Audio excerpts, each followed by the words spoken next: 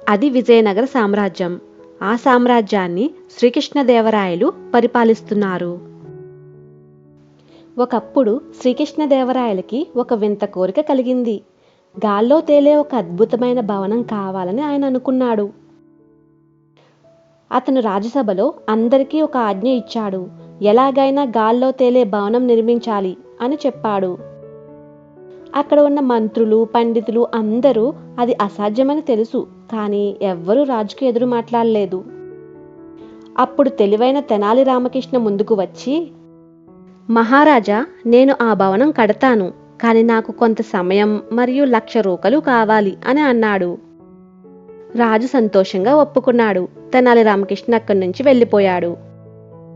కొన్ని రోజుల తర్వాత ఒక ముసలివాడు రాజసభకు వచ్చి ఏడుస్తూ ఇలా అన్నాడు, మహారాజా, నిన్న రాత్రి మీరు నా కలలోకి వచ్చి నా సంపదంతా తీసుకువెళ్ళిపోయారు. ఇప్పుడు నేను బిచ్చగాడినయ్యాను. నాకు న్యాయం చేయండి, నా సంపద తిరిగి ఇవ్వండి అని అడుగుతాడు. అది విన్న రాజు కోపంగా, కలలో జరిగినది నిజం కాదు, అది కేవలం కల మాత్రమే అని అన్నాడు. అప్పుడు ఆ ముసలివాడు తన వేషం తీసేశాడు. అతనే తెనాలి రామకృష్ణ. అతను నవ్వుతూ ఇలా అన్నాడు, మహారాజా, కలలు నిజం కాకపోతే గాల్లో తేలే భవనం కూడా నిజంగా ఎలా ఉంటుంది? అలాంటి భవనం ఎవరైనా కట్టగలరా? ఇది అసాధ్యమైన కోరిక కదా అని అన్నాడు. అప్పుడు రాజు తన తప్పుని గ్రహించాడు. తెనాలి రామకృష్ణ తెలివిని మెచ్చుకుని అతనికి గొప్ప బహుమతి ఇచ్చాడు.